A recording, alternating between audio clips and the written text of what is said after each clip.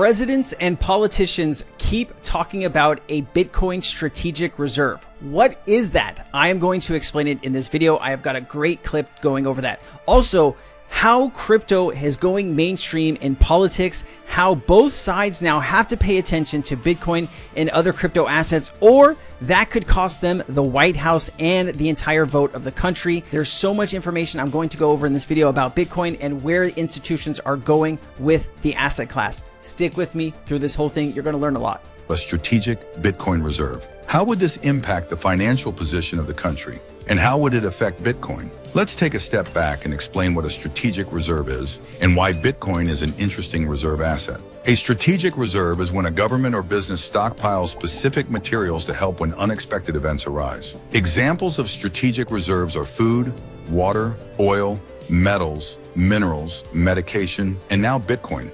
If a government holds onto a surplus in food and water, it can help the population in times of natural disasters or war. So why would a government want to hold Bitcoin? What strategic benefits could be gained from that? Let's take the example of the United States to explain. The U.S. national debt is over $35 trillion today. Last year, over $1 trillion in taxpayer money went towards paying off just the interest on this debt. Anything that can help the U.S. pay off its debt strengthens the financial position of the country. Currently, if the U.S. is going to have to refinance the current debt that it has. And if interest rates stay as high as they are now, that would mean that they're going to be paying over $2 trillion a year in interest. Now, the country, the U.S., brings in on average anywhere from $4 to $5 trillion a year on taxes. So imagine $2 trillion of that, half of what the country is paying in taxes, is going towards interest. This is why this model is unsustainable. Print to infinity. We can't make it there much longer. We can kick the can down the road a few more years, but eventually this is going to ruin all of us. Your pensions, your retirements, everything that you have saved could be ruined because they print. The dollar becomes less valuable, and what you have in your bank account is now worthless. So how do we fix this situation? Well, certain Bitcoin holders believe that creating a strategic reserve where the US, instead of selling all of the Bitcoin that it gets from illegal search and seizures. So let's say Silk Road is a prime example here. Silk Road had a ton of Bitcoin because it was used in illegal activities of purchasing drugs, weapons, whatever it was on that platform. I never got to use it. I heard it was really cool, but hey, that Bitcoin was seized. And now the US government is one of the biggest holders of Bitcoin around the world, and they are selling that Bitcoin in the market. So what this new thought process is taking that Bitcoin, instead of selling it, keep it, build on that, and eventually Bitcoin's price will go up, become more stable. And at that point, maybe you could sell some of the Bitcoin and use that to pay off some of this debt. That is what we're talking about here. And when you're talking about how much Bitcoin is being, circulated, or where Bitcoin currently stands, 1.1 million Bitcoin is still in the Satoshi Nakamoto wallet. I don't know, this Bitcoin has really never moved, and I don't think this wallet is going to be unlocked or moved. So this is kind of 1.1 that is just there, not going to be sold, not going to be touched. Could change in the future, but right now nobody really knows who this person is. 550,000 Bitcoin are on Binance Exchange. It really isn't smart to keep your crypto on an exchange. I think we all saw what happened with FT, and there's been Celsius, there's been a whole bunch of other exchanges that have gone under, and then people cannot access their crypto.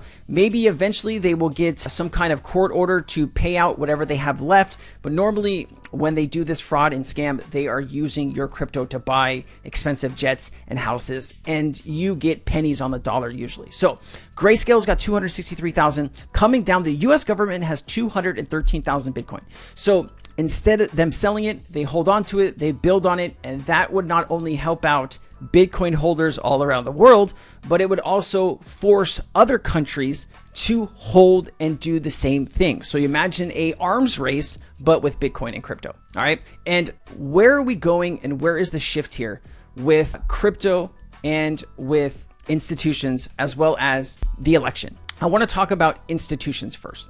So this is Larry Fink. He is the CEO of BlackRock. BlackRock has about $9 trillion or $10 trillion under management. They are one of the biggest firms in the world. Larry Fink, for a long time, was anti-crypto, but but now he thinks it's a good hedge against the current market and upcoming inflation. I know you have been a leader in willing to embrace crypto. You have made it so that people can be. This guy always sounds drunk, or he's not my favorite. In Bitcoin, we hear that you are thinking about Ethereum.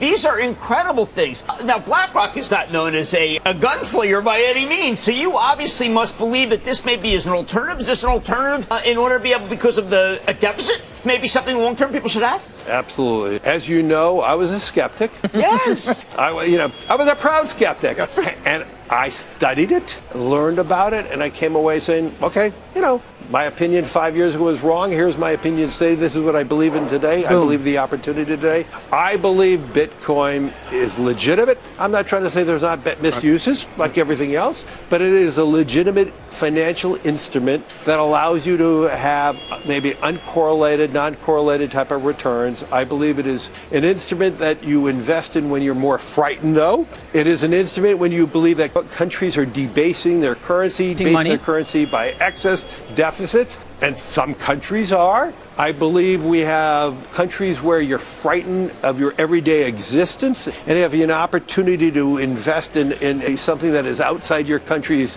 control, then you can have more financial control. And so I'm a major believer that there is a role for Bitcoin in portfolios. I believe you're going to see that as one of the asset classes that we all look at. I look at it as digital gold, as I said before, and I do believe there's a real need for everyone to look at it as one alternative to, I would say, the optimism that I have in the world. If you want to hedge hope, Bitcoin is not an instrument for hope unless you're hopeful you're going to make a lot of money on it. But I look at it as a vehicle in which you're expressing your financial acumen in something that you're more frightened of the world. You're more frightened of your existence. You got it. You get the picture, right? Institutions, people like Larry Fink, are going all in on Bitcoin. What does that mean for the entire crypto space? Well, it means that more liquidity is coming in, and it's not just retail that has to prop up the entire market.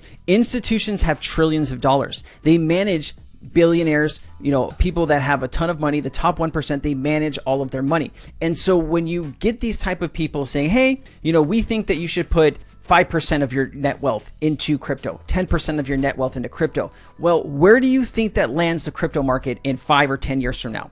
Raoul Pal, he's famously said that he believes by 2030 or 2035, you could see $100 trillion crypto market. What does that do for the current assets that you hold? If the assets you hold are actually legitimate technology that have paying customers, that have a roadmap, that have a runway, where are those projects going to be in 5 or 10 years from now? They're going to be worth 10, 50, 100x what they're worth today because of the amount of volume of money that's coming in. Now, let's talk about the politics side, the place that not a lot of people want to touch. And I get it, because half the country wants one thing and the other half the country wants another thing. But what you are seeing now is you are seeing crypto at the forefront of the conversation on both sides of the aisle right now, right? They understand that 1 out of 5 or 1 out of 6 of Americans own crypto. There's 50 million of us in the United States. The US is the biggest crypto market, and we demand change. There are those who argue, who think if you're a single voter on crypto, that this could lose her the election if she doesn't come out and embrace it. Look, Trump was all for the not taxing tips. Now she's all for. Do you think she will ultimately embrace crypto as an industry? I predict her verbiage will. And I do think that part of the reason why is you see Trump's speech at the Bitcoin conference. It's just a matter of competing for votes that she's going to adopt a thoughtful. Now, speaking as an American, not from a partisan perspective, I think that's a good thing. I think we should want great debate in the marketplace of ideas. Even if she offers a thoughtful digital assets framework or policy, even if I don't agree with all of it, I think that'll be a good thing for the country. But what I challenge Kamala Harris to do is not just cite the pieties and the words. Go into detail. Say what you actually believe about self-custody of assets. Say what you actually believe about whether you think Gary Gensler should continue as the leader of the SEC. So I think those specifics are going to matter a lot. For sure, but is what you're saying is just a general position of openness is probably all the industry really is looking for. This idea that it's not a partisan issue, that Republicans are for it and Democrats are against it. It should not be a partisan issue. Now, what I think you are seeing is this tendency to really embrace whatever wins her the most votes. But when you're looking at your question, Andrew, how do you assess the seriousness of that? The metric to use is how specific she actually gets on those policy proposals. We need to hear from both candidates on what actually they're going to do. We've heard some ideas, but we need some hard facts of what their plans are for if they win the election, what are they going to do for all of us that are voting for them because we think that they are going to hold their word about crypto assets. Let me know down in the comments, what is your thought process on, which politician might be better for the crypto market? I know a lot of people on Twitter are very big fans of Trump. I'd like to know what you think down in the comments. BC Game is bringing Las Vegas into your living room. If you're using your phone, your laptop, you can play on any type of device. If you are interested in playing casino games, table games, betting on sports, betting on if a crypto is going to go up or down, playing Quest, mini games, they have it all, including some free spins that you can get. And also you can win crypto daily for free. They also take up to 100 different cryptocurrencies that you can deposit and start playing games with today. I have locked in a 300% bonus for you if you're using your first crypto deposit. You will need to use my referral link, which is senseibcgame. I will include it down at the bottom of this video. I hope you have some fun out there, and I hope you win some big money. Thank you. Morgan Stanley is owning 5.5 million shares in BlackRock spot ETF as of June 30th. All of these institutions want a piece because they know if they don't start coming in a big way, that they're going to lose customers. They're going to lose support. They might not be an institution come any longer, right? Customers are going to go where they're best treated, where they can get the biggest returns. And currently right now, those biggest returns are in Bitcoin. So you have the Harris campaign, crypto reset, question amid Fed crackdown. The last 3.5 years have been bullshit in the United States because Biden and Harris have really gone and attacked the crypto market. That is basically what has happened. They've shut down crypto banks, they have sued everybody into oblivion, and they haven't pushed a narrative forward that we can get behind that is going to really give crypto the green light in the US.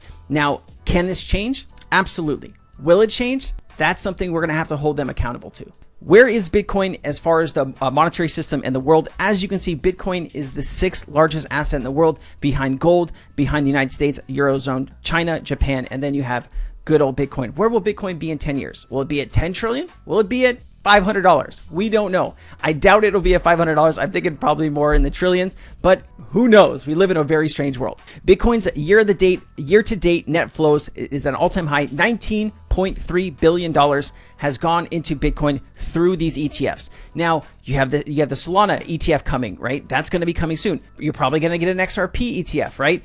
What does that add to this entire thing, right? When do we get into the trillions of dollars in ETFs for crypto? Is that going to take 2 years, 5 years, 3 years? I will let you decide, and let me know down in the comments what you think. But understand this, crypto has never had a bigger voice in the world, around the world.